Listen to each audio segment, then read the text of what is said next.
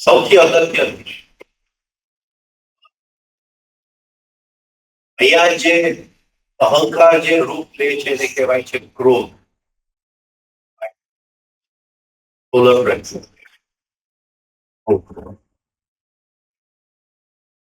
Irritation, નાની નાની વાતમાં આપણે ફ્યુઝ થઈ જાય. એવો આપણે 70 વર્ષ જીવન જીવીએ એવું આપણે કહી શકીએ કે આ એક દિવસ મારો આવો ગયો જેની અંદર સેજ પણ અણગમો કોઈ પણ વસ્તુની ન હોય.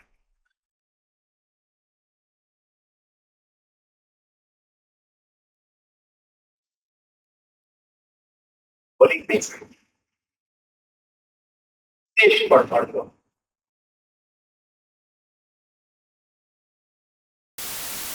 જો કહેતા હોય કે ભગવાન પૂર્ણ છે અને એની દુનિયામાં બધું પૂર્ણ છે, સારું પણ પૂર્ણમાં છે અને ખરાબ પણ પૂર્ણમાં છે અને સંત પણ પૂર્ણમાં છે અને જે ગુણી છે એ પૂર્ણમાં છે, તો કોઈ પણ વસ્તુનું અણગમો કરું તો કોનો અણગમો? એ પૂર્ણતામાં એ ભગવાન અણગમો. એટલે હું કહું છું મારે ભગવાન જોઈતો નથી.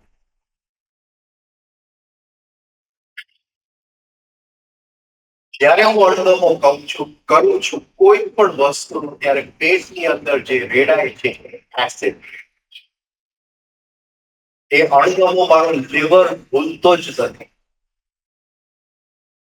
એટલે જેવું એ લીવર અણગમો પકડી લે એટલે પાચન ક્રિયા ઉપર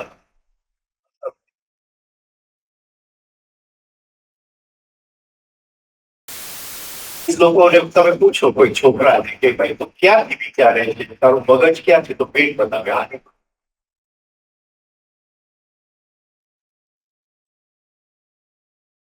કેવા માંગે છે કે જ્યારે લીવર બગડે છે ત્યારે આની જે વિચાર શક્તિ છે ને એ ડાઉન થઈ. અહીંના તો કેટલા રોગથી પીડાય છે. Diabetes, constipation, ulcers, colitis.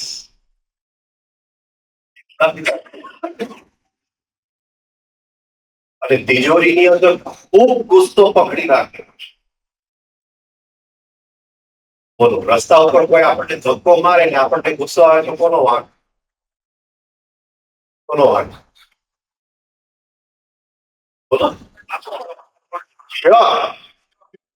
તો યાદ ધક્કો મારે, હા, યાદ રાખજો. આવતીકાલે જો તમારી ગાડીની સામે કોઈ આવી ગયું તો યાદ રાખજો, અડધો સ્ટેજ પણ ના આવવું જોઈએ. હા, તો પછી કોનો વાંક? કોનો વાંક? આપણે સમજી નથી શકતા, જેવી નથી શકતા. આખા આટલી જ વાત કે ગુસ્સો બહાર નથી, ગુસ્સો આપણી અંદર છે. એ ગાડી સામે આવી ગઈ એનો વાંક નથી, તો આપણો ગુસ્સો અંદરથી બહાર નીકળવા માંગતો હતો એટલે બિચારાને કીધું કે તું ગાડી સામે લે આવો. એ આપણે સમજી નથી શકતા. આપણે મોહમાં છે, દેખાતું એને આપણે ગાળા એની જોડે ઝઘડો કરવા. ગુસ્સો તો પડેલો જ હતો ઓલરેડી, એ દેખાતો. અને એ ગુસ્સો એક વખત અંદર એ એમ નહીં સમજતા કે એ બરાબર તિજોરીમાં આરામ કરે છે, એ વાઇબ્રેટ કરી રહ્યો છે. હર્ષ ચડે, એમને મને કંઈક કીધું અને મારે ગુસ્સો પી જવો પડ્યો, તો એમ નહીં સમજતા કે કંઠો બેઠો છે, ઠંડા કરે છે, અંદર બેઠો છે. એ બરાબર વાઇબ્રેટ કર્યો છે. શરીરની આખી તંત્ર એ ગુસ્સો અંદર ગયો, આખું તંત્રને બગાડી. આખું આ શરીરનું જે અનુશાસન છે એને શું કરી નાખે છે? દુશાસન કરી.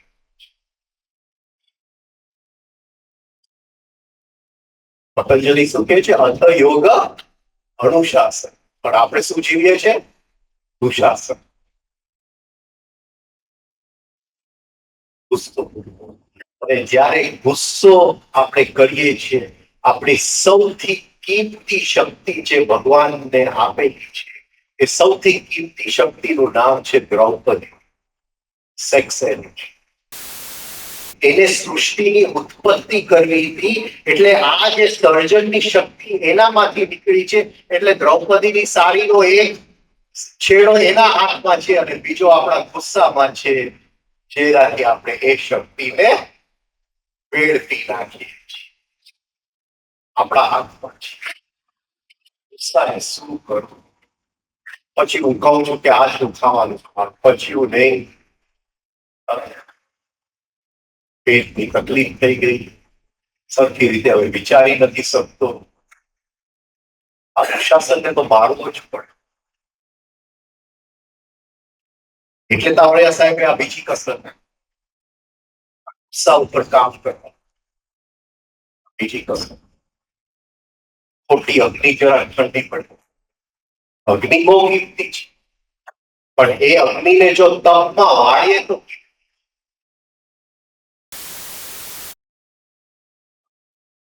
આપણે તપમાં નથી વાળી શકતા. અગ્નિ આવે એટલે બધું ભડકે પડે. કે બધું અંદર ભડકે પડે એટલે શું કે દાક્ષાગ્રહ. દાક્ષાગ્રહ કે શું થયું? દુર્યોધને યુક્તિ કહી હતી ને પાંડવોને મારવા, અને પાંડવોને શેમાં મોકલા? દાક્ષાગ્રહ. એટલે સેજ તણખો લાગે એટલે આખું પેલેસ ખતમ થઈ જાય. આખું દાક્ષાગ્રહ. 5 પાંડવો એટલે આપણા પંચ પ્રાણ. અને જેવો અંદર દાક્ષાગ્રહ ભડકે તે મારી સાથે આમ કહે. પછી સાસુ બહુ હજી બિચારી ઘરમાં નવી નવી આવી છે, બીજો દિવસ જ નથી થયો, ત્યાં તો મશીન ગન લઈને બેસી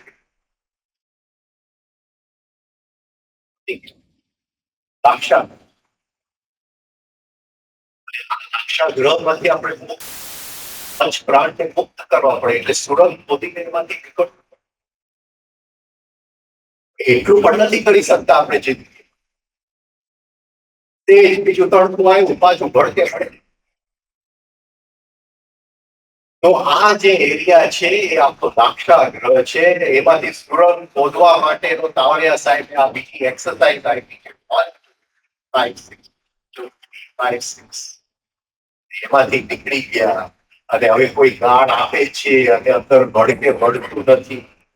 અને કઈ આપણે ગયા અને આપણી સરખી રીતે ચાલ્યું નહીં. જીવન કઈ આપણી રીતે ભગવાને ટેકો રાખ્યો છે. આપણો ટેકો લીધો છે કે આપણે જે વિચારીએ એમ જ જીવન ચાલે. એ તો અડચણો આવ્યા કરે, એમાંથી આપણે મેચ્યોર થાય, એમાંથી આપણે શીખીએ. એક ભાઈનો હમણાં ફોન આવ્યો થોડા દિવસ પહેલા. રાજનભાઈ પૈસા હતા બધા શેર બજારમાં ગયા. હવે હું આવું છું. મેં એમ નહીં, એમ નહીં. તે આટલા લાખ રૂપિયા ગુમાવ્યા, આટલા લાખ રૂપિયાનું તે એજ્યુકેશન ખરીદી લીધું, તે ભણતર ખરીદી લીધું. આપણે ભણવા જાય કોલેજની અંદર તો ફીસ તો ચૂકવવી પડે. એ નવું એક ભણતર. આપણે કઈ પૈસા જાતા નથી કે નવું ભણતર. આપણને એમ લાગે કે કઈ ગુમાવ કઈ જાગતો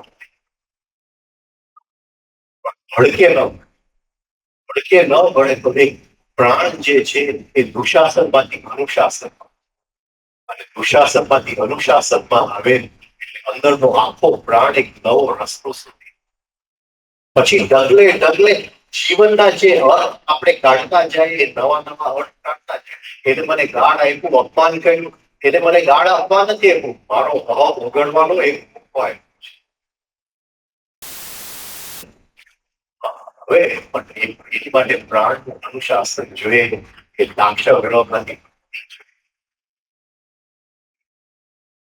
એ લાક્ષગ્રહ જો ભડકે પડ્યા જ કરશે આપણી જિંદગી, એમાંથી રોગ ઉત્પન્ન થવાના છે, એસિડિટી ઉત્પન્ન થવાની છે. બધા એની ચામડીઓ જોવું તો આખી એસિડથી ભરેલી છે. કયું જીવન એ લાક્ષગ્રહમાંથી મુક્ત થાય. ત્રીજી એક્સરસાઇઝ